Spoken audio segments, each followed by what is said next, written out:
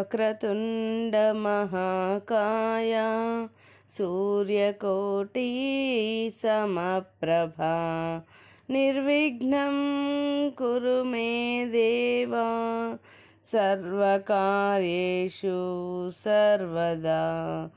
గురుబ్రహ్మా గురుర్విష్ణు గురుర్దేవో మహేశ్వరః గురుః సాక్షాత్ పరబ్రహ్మ తస్మై శ్రీ గురవే నమః.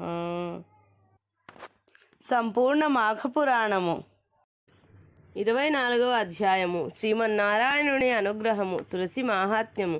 గృత్స్నమద మహాముని జహ్నుమునితో ఇట్లనెను. సత్యజిత్తు ఏకాదశి యందు భార్యతో పాటు ఉపవాసముండెను. కేశవుని గంధ పుష్పాదులతో అర్చించెను. దేవతల హితమును కోరి శ్రీమన్నారాయణుణ్ణి నిరంతరముగా జపించుచు జాగరణము చేసెను. ఏకాదశి నాటి రాత్రి మొదటి జామునందే శ్రీహరి సత్యజిత్తునకు ప్రత్యక్షమాయెను. నీల మేఘము వలె నల్లని ఛాయతో, నల్లని ముంగురులతో, పద్మనేత్రములతో, ప్రకాశించు తిలకముతో, విచిత్ర కుండలములతో చెక్కిళ్లు ప్రకాశించుచుండగా, సూర్యకాంతిని మించు కిరీటముతో, హారకేయూరాది విభూషణములతో, పచ్చని పట్టుబట్టను కట్టి మనోహరమైన రూపముతో గరుత్మంతునిపై ఎక్కి వచ్చెను. మునిగణములు శ్రీమన్నారాయణుని స్తుతించు భార్యతో పాటు శ్రీమన్నారాయణుని పాదములపై పడి నమస్కరించెను. శ్రీమన్నారాయణమూర్తి నాయన కోరిన వరమునిచ్చెదను అడుగుమనెను. అప్పుడు సత్యజిత్తు, స్వామి, ఇంద్రాదులకు పూర్వం వలనే సంచరించు శక్తి నిమ్ము, వారిపై దయనుంచుము. తరువాత నాకును నా భార్యకును నీ సాన్నిధ్యమును అనుగ్రహింపుము అని కోరెను. శ్రీహరి దయతో వాని కోరికను అంగీకరించెను. ఇట్లనెను. ఓయి, ఈ ఏకాదశి తిథి సమస్త పుణ్యములనిచ్చును. నేను ఈ తిథి యందే నీకు ప్రసన్నుడనైతిని. కావున ఈ తిథి నాకు సంతోషమును కలిగించు తిథి. నీవు నీ భార్య ఈ పారిజాత వృక్షమును పెకిలించి ఇంద్రునికివ్వండి. పవిత్రము, వనవాసి, నాకిష్టము అయిన ఈ తులసిని నాకిమ్ము. నీకు శుభము కలుగును. మరి ఒక ఆలోచన వలదు అని పలికెను. సత్యజిత్తును అట్లే అని అంగీకరించెను. మరునాటి ఉదయమున భార్యతో కలిసి పారిజాత వృక్షమును పెకిలించి ఇంద్రాదులకిచ్చెను. తులసిని లక్ష్మీపతియగు శ్రీహరికిచ్చెను.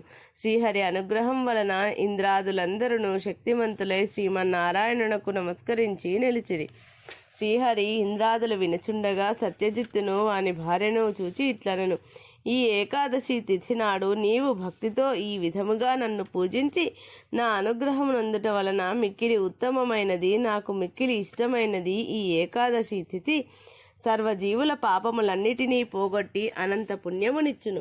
మందమతులైన మానవులు ఈ విషయమును గమనింపలేరు. పాడ్యం నుండి 10 దినములను యథాప్రకారము భుజించి ఏకాదశి నాడు ఉపవాసమును జాగరణము చేసి నన్ను స్మరించువారు నా సాన్నిధ్యమును చేరుదురు. ఇహలోకమున సుఖములను సర్వశుభములను పొందుదురు. నాకు సంతోషమునిచ్చిన ఈ తిథి ఉత్తమ సంభావననిచ్చి వేల కొలది అశ్వమేధములు చేసిన వచ్చు పుణ్యమునిచ్చును. ధర్మవేత్తలగు మునులను ఈ తిథి మిక్కిలి పుణ్యప్రదమని అందురు. 12వ రోజున దేవతలకు మరలా శక్తి పుష్టి కలుగుటచే ద్వాదశి తిథిని ప్రాణదాయిని విష్ణుప్రియని అందురు. అజ్ఞానముచే ఏకాదశి యందు భుజించువారు మహాపాపమునందుదురు. దశమి నాటి రాత్రి భోజనమును మాని ఏకాదశి నాడు 2 పూటల భోజనమును మాని ద్వాదశి నాటి మధ్యాహ్నమున ఒక మారు భుజించి నాటి రాత్రి భుజింపక ఉండిన చాతుర్భుక్తావర్జితమైన ఏకాదశి ఉపవాసమని అందురు. ఈ ప్రకారము చేసిన ఉపవాసము సంపూర్ణ పుణ్యఫలమునిచ్చును. పుణ్యప్రదమగు హరివాసరమున ఉపవాసము జాగరణము చేసి నన్ను యథాశాస్త్రముగా పూజించిన వాడు నాకిష్టుడు, నా లోకమును చేరును. ఇట్టి ఏకాదశి ఉపవాసము చేసిన ఉపవాసము సంపూర్ణము పుణ్యఫలము ఇచ్చును. పుణ్యప్రదమగు హరివాసరమున ఉపవాసము జాగరణము చేసి నన్ను యథాశాస్త్రముగా పూజించిన వాడు నాకిష్టుడు, నా లోకమును చేరును.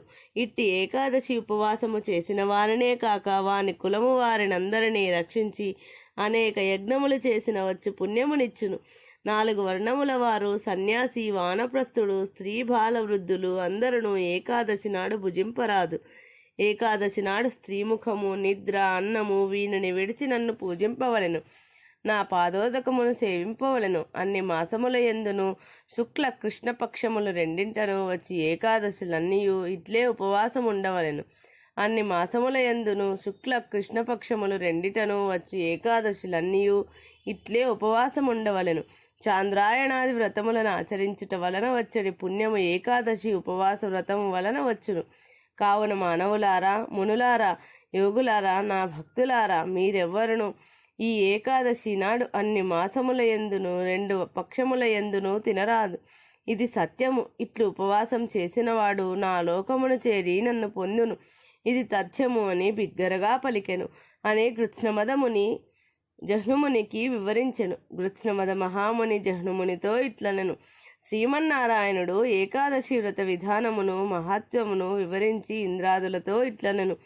మీరు ఈ పారిజాత దివ్య వృక్షమును తీసుకొని మీ నివాసమైన స్వర్గమునకు వెళ్ళుడని చెప్పెను.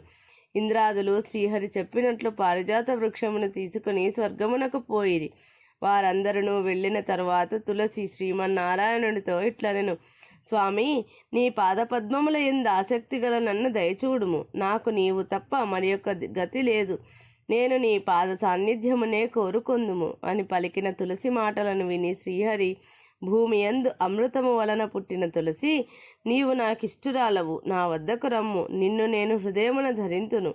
సందేహం వలదు. నీవు పవిత్రురాలవు, పవిత్రతను కలిగించుదానవు, పాపనాశిని. తులసి దళములతో కలిగి ఉన్న నిన్ను చూచిన వారు గంగా స్నానము చేసిన వారు వలె పవిత్రులగుదురు. నీ దళములతో నన్ను పూజించిన వారు పునర్జన్మనందుదురు.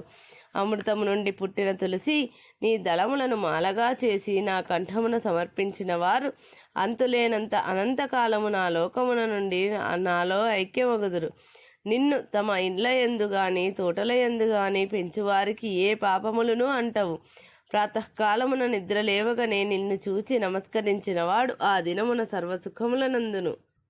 యన్మూలే సర్వతీర్థాని యన్మధ్యే సర్వదేవతాః యదగ్రే సర్వవేదాశ్చ తులసిత్వాం నమామ్యహం అను శ్లోకమును చదివి నీకు నమస్కరింపవలెను.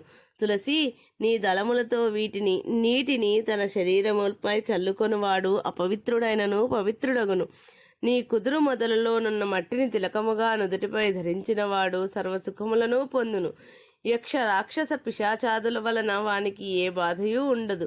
అమృత సంభవ తులసి, త్రైలోక్య పావని, నేను నిన్ను లక్ష్మీదేవిని సమానముగా భావింతును అని శ్రీహరి తులసికి వరములిచ్చెను. తులసి దళములను, కాండములను, శాఖలను అన్నిటినీ శుభప్రదములైన మృదువైన తన చేతులతో తాకెను.